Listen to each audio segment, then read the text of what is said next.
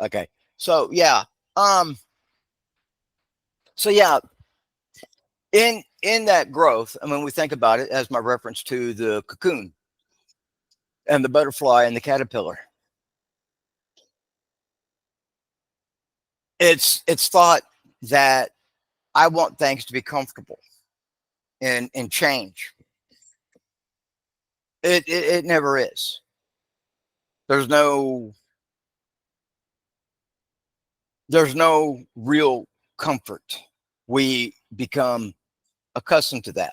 We accept this change. We accept that it's okay, hopefully, and that yeah, I'm glad to hear that there is a organization, a place that doesn't speak a must. It's an open. Um, because life is not actually defined as a it must be this way. Yes, it dictates how we are going to make it or how we're going to suffer and flounder, but that's kind of our own choosing. There's a set rule that life has. There's set rules in the universe. And yes, it's okay to challenge these things because we have to challenge ourselves in our growth. So that self-realization comes from that experience. The wisdom grows from that. And when we accept that we must, then that realization can happen a little easier. I'm not saying it's going to be enjoyable. It's more of an attitude change.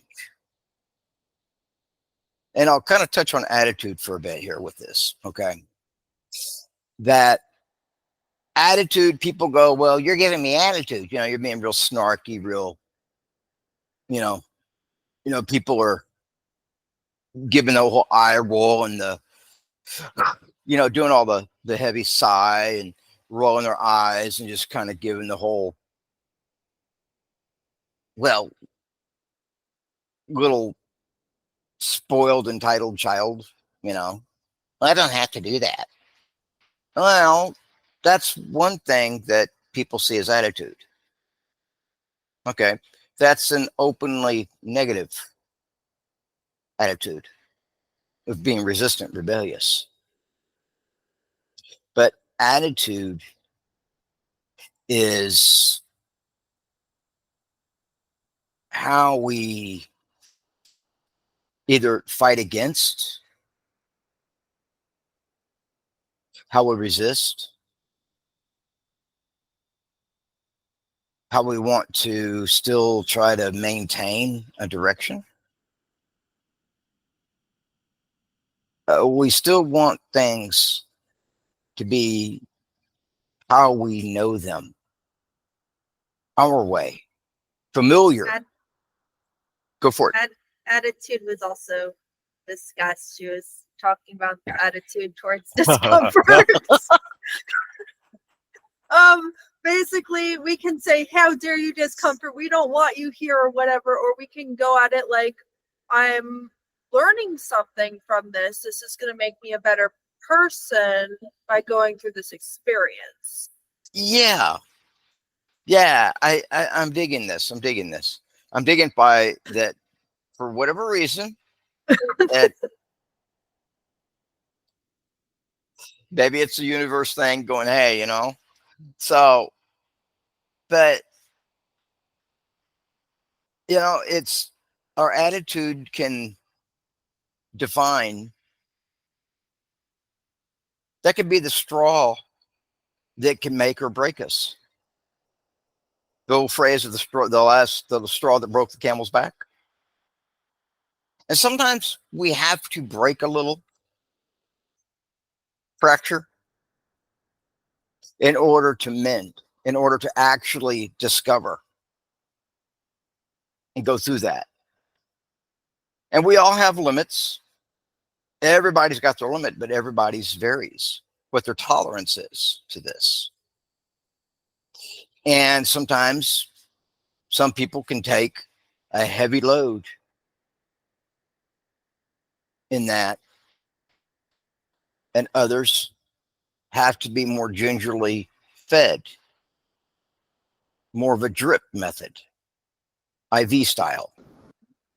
This is like going back to the adversity thing. The what? The adversity thing, stoicism. Very much, yes.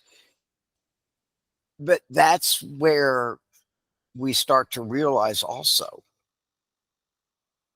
who we truly are. What are we? Who? And you know, it's sad to say, but as we've seen, people want to change and challenge who we are as an idealistic. That is that attitude of resistance, becoming less, shall we say, accepting, trying to make things our way, trying to redefine a definition. No, it's all predetermined and planned. And for us to try to redefine that of what we actually are, who we were actually meant to be, you're looking for a hard road of discomfort, a long, hard road of discomfort.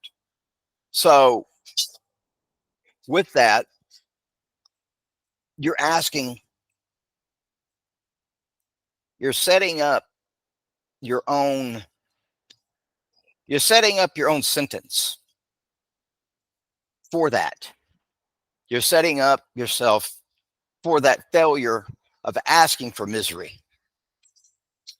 And then from there, a self victimization mentality happens because people aren't accepting and we're not accepted. Well, there's a standard unwritten rule that when you swim against the current, you're setting yourself up for that. You're setting yourself up to be a victim of your own making. Self-victimizing because things aren't comfortable. You know, and I understand that there is a confusion we all go through of who am I really? What am I? What's my purpose? That's part of the growth. That's part of the acceptance.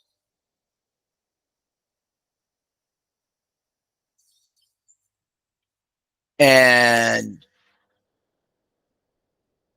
we have to go through that reforming.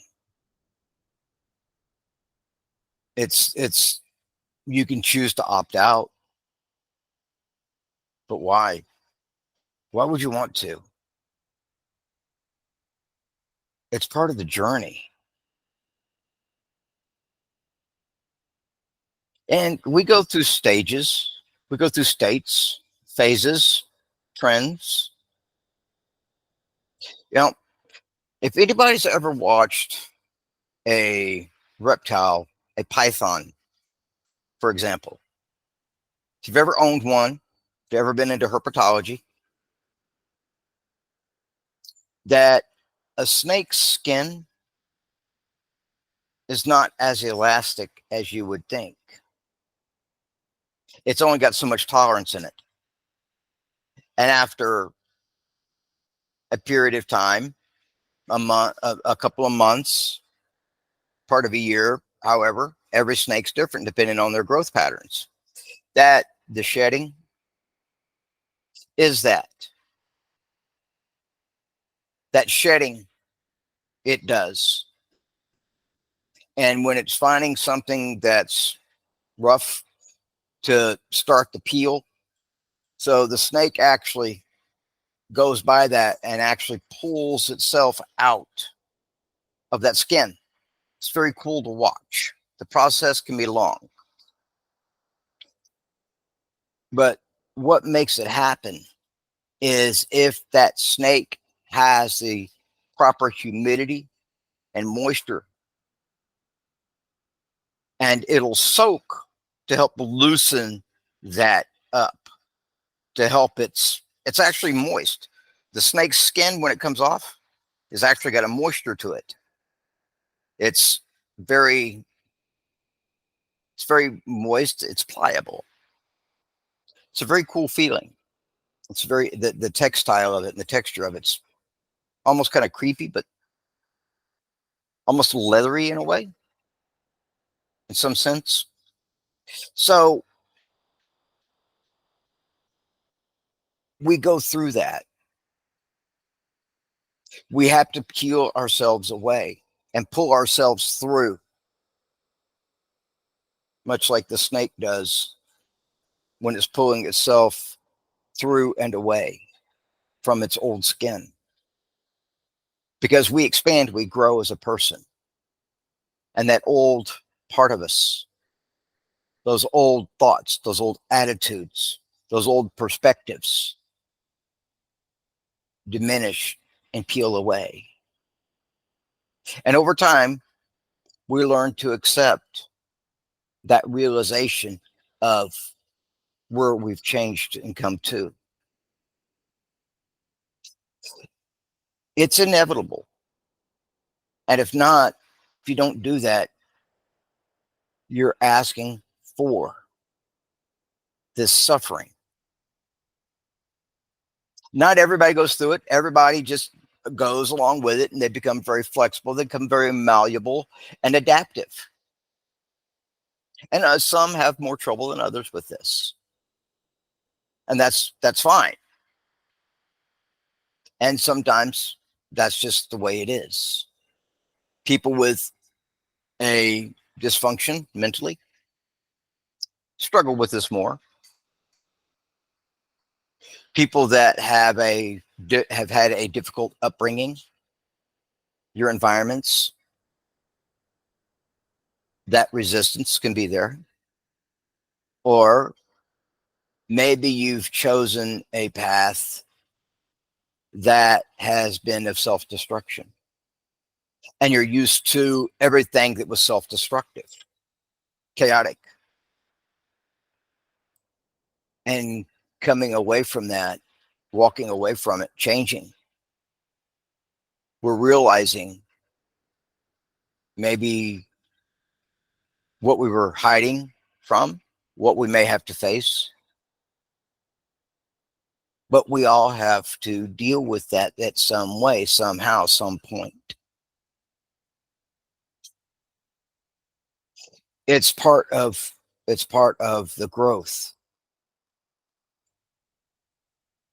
And some people adapt right out, like I was saying, and they just, it's just like, wow, how did you do it?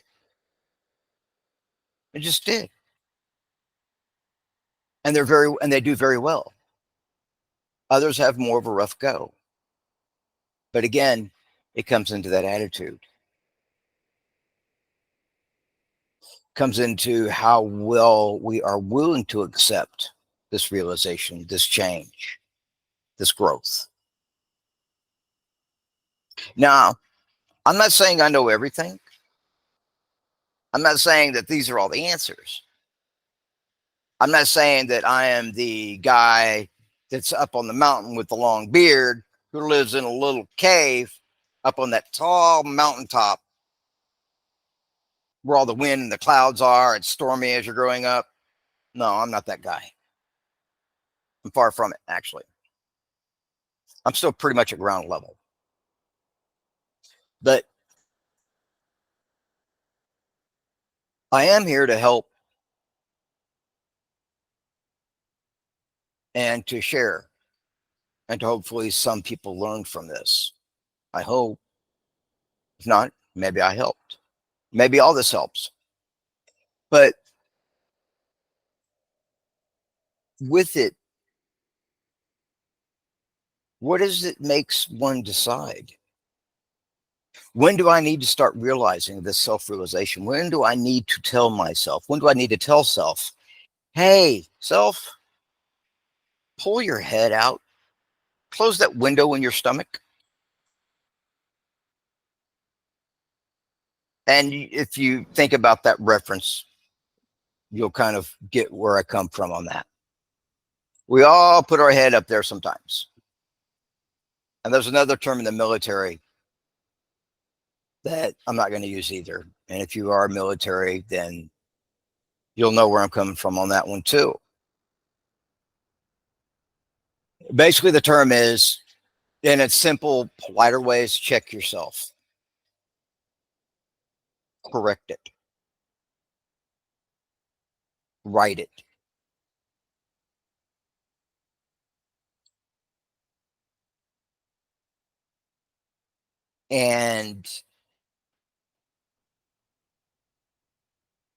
But with that, we have to get that counseling from life. How we find it, how it comes, how we discover that is up to each one of us. Who do we learn from? Where do we learn it? That's solely up to you. Maybe you connect with somebody that helps guide you through it, a mentor. Maybe a big brother figure, maybe just a good friend, or maybe that adoptive parent or adoptive sibling. Maybe a dog, maybe a pet, maybe a fish. That's a concept. Anyway, Maybe just by observing. exactly. That too. And observing could be hearing, watching, asking, being curious. I mean, that's how the wise people of old described things. They found things out there where, like, this is what we should learn from reality. Yeah, the whole guru-ish set answer. Well, and I don't. They do that in like every culture, really. Mm-hmm. Like they'll take something that's from like something around them that they're observing, and then they'll say, okay, this is what we can learn from this, and this is how we can apply it to our lives. Right. And the whole diving in deep, trying to get the whole meaning of it, that's okay to do.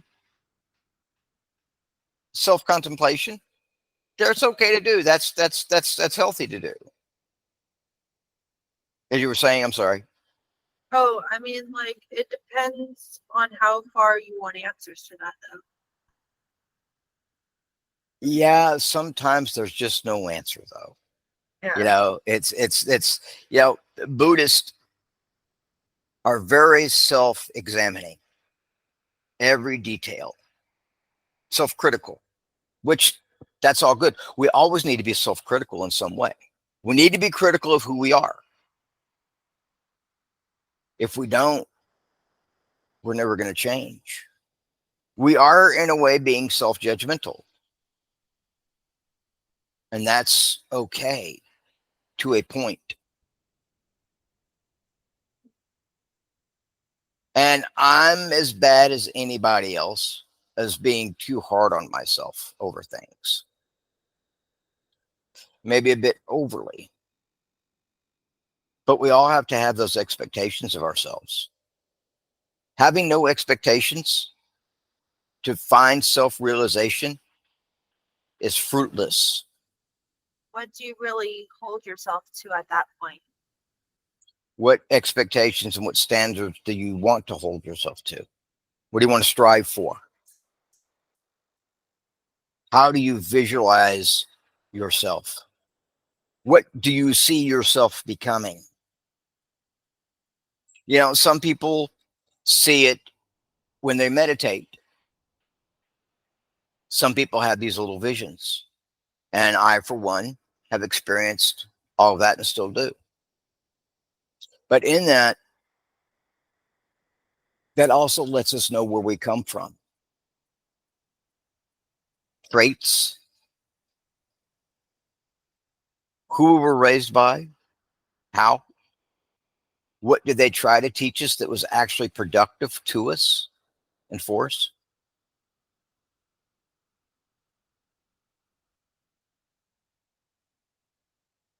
It's change.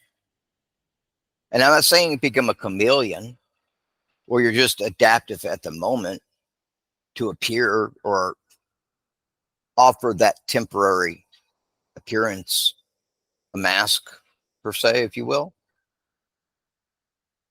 a facade.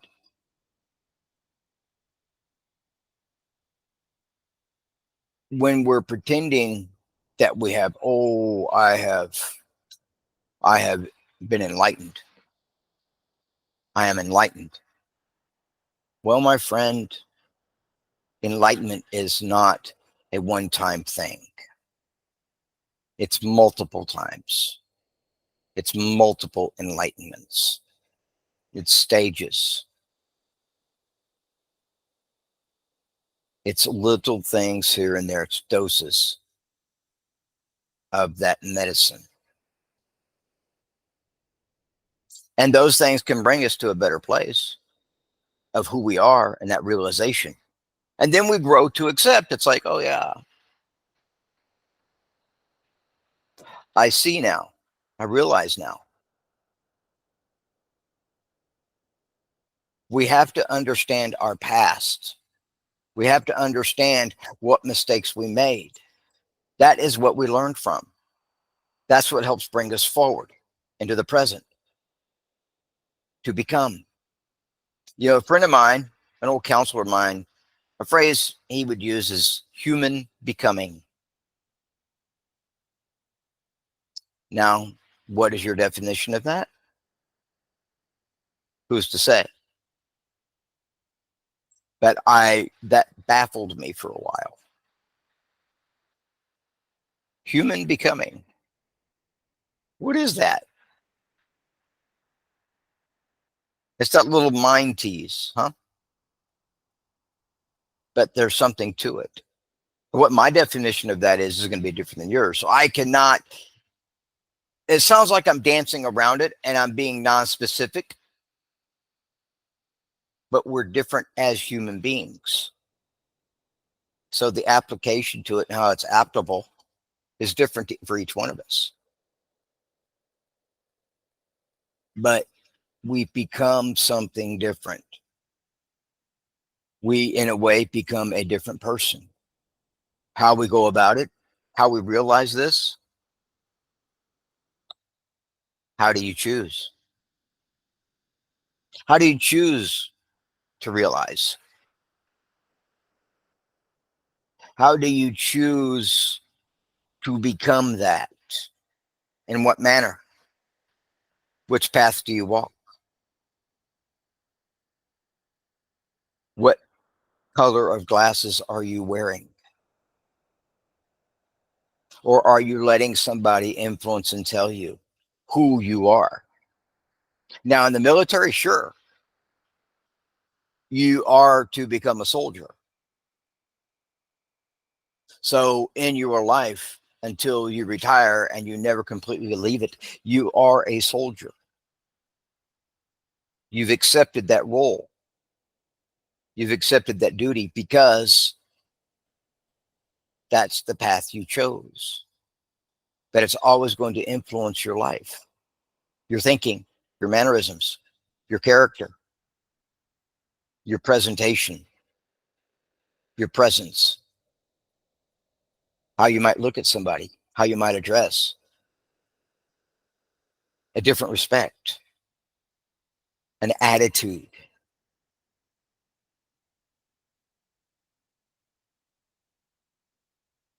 So, and what I'm getting at here, self-realization in a way is different and it's very non-specific, but it does happen. And it's specific to you, to each of us, to how we get there, to what we realize. There's no definition to it. So don't look for the actual specific definition of it and the meaning. The meaning is what it is. Realization. Acceptance is our change of attitude and the latitude of which we do it. The direction and the angle of how we approach it. There's a term in math called the point of reference, the point of perspective, the point of angle, your reference point, your reference angle.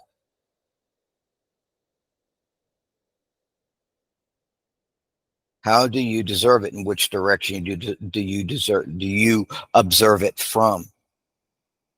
The outside or the inner or the in between? I can't tell you which way to do that.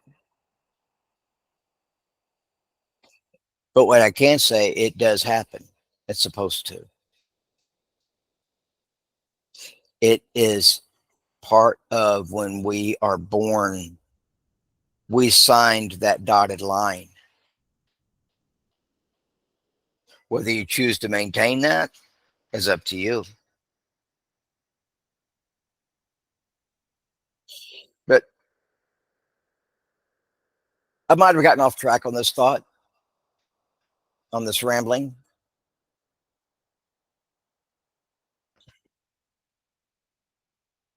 But what do you think, Julie? Letting discomfort be a teacher. Yeah. That was just a thought that popped in my head. Yeah. That discomfort is what helps us find our shovel. The mannerisms in which we use it, as my father used to say. I've given you a shovel, is what he told me. That helps us sort through it, dig through it, dig our way out, dig our way up, create, define. Mannerisms. And before I end this rambling today, after a double shot of espresso, so yeah, let me share a little story or a little personal deal here. A few years back, I was diagnosed again for the third or fourth time with ADHD. And I never realized how much it affected my life, what it affected, and when. So I had to come to realize and accept,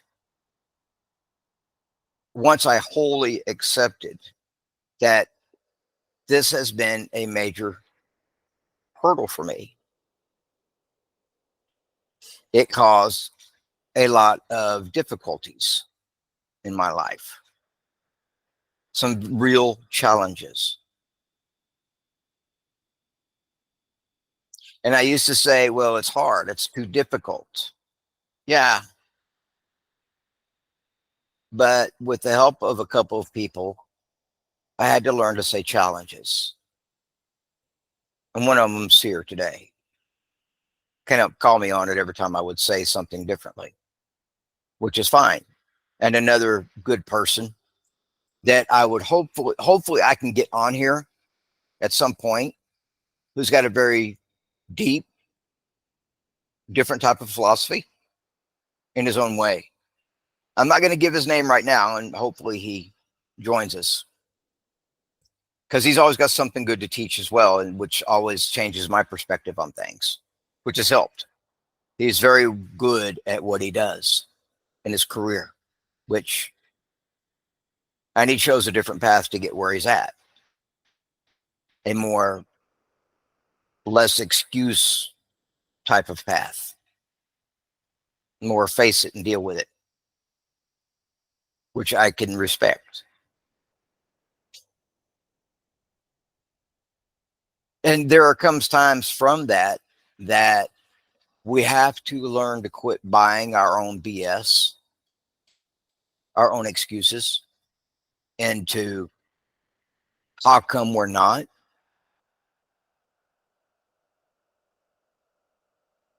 how come we're resistant, our attitude.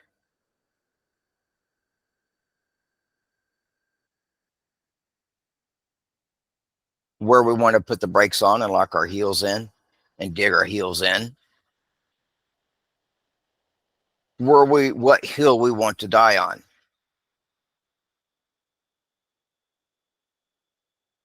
Again, you're asking for self-misery, self-victimization, trying to make it your way. I'm guilty of it. Everybody is at some point.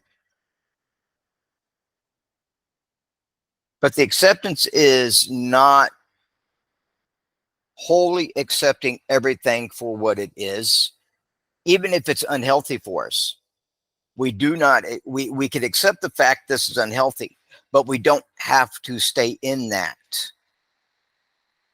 The acceptance is realizing this needs to change. The acceptance of, I need to change what I'm doing, or this might kill me, or this might cause me to lose important people that truly care about me.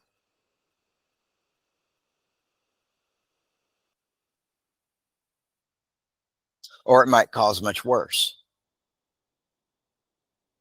Permanent, if you get my meaning, physically or mentally or emotionally.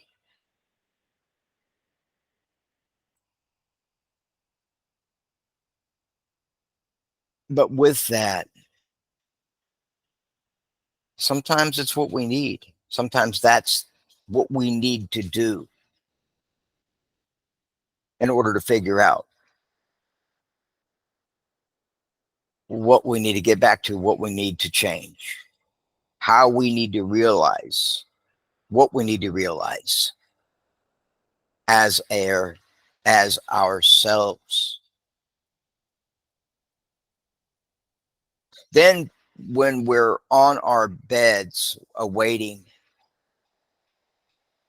our final moments, I think then some of those real truths actually appear,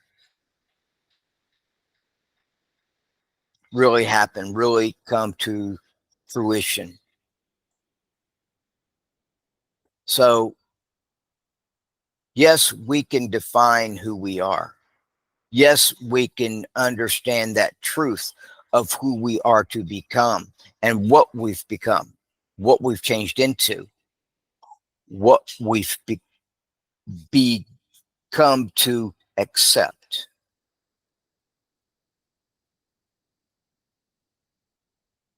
Of that realization.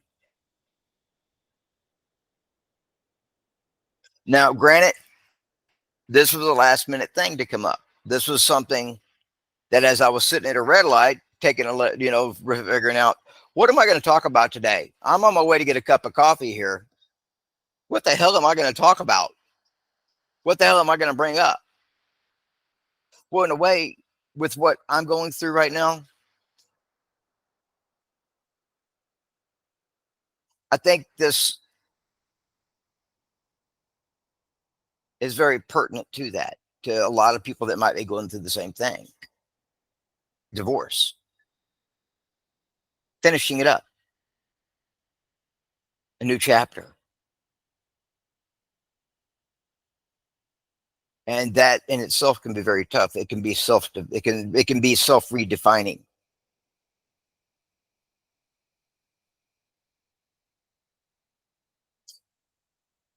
And there is a lot of fear that comes with it, a lot of unknown. It's a new beginning.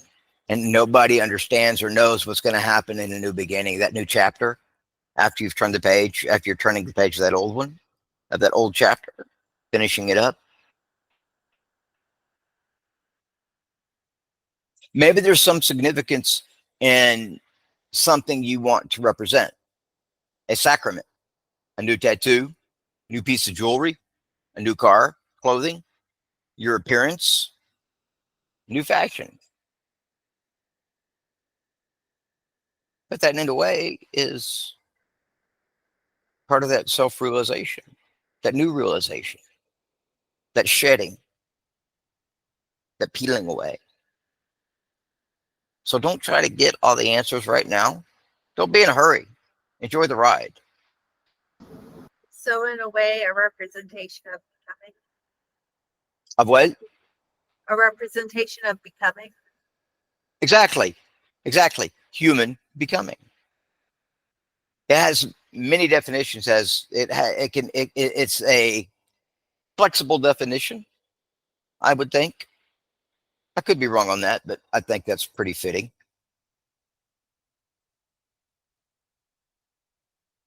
But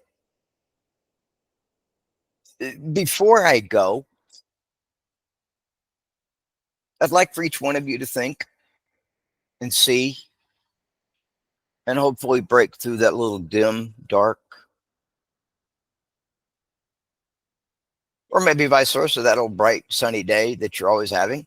Maybe look at a little bit of that unpleasantries that we might like to avoid and deny and be in a self-denial of.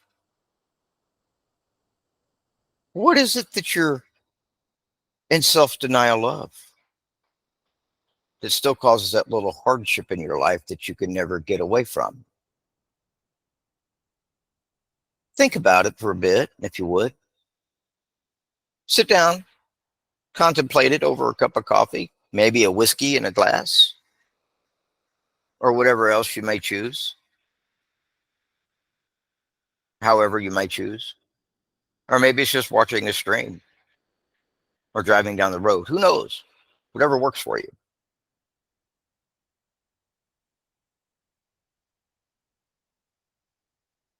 But see what you might find. See what might occur. What are you fighting against that you didn't know that's held you back? Where you're not digging in far enough? Or you've dug too far in? And what you might be staunch on that's been hurting and hindering? And maybe it's helping you. But the one thing I say in all of this, your beliefs, true beliefs, your core beliefs, your core ethics, your core morals, your core character, your compassion, your empathy, your mercy, your grace. Do not lose sight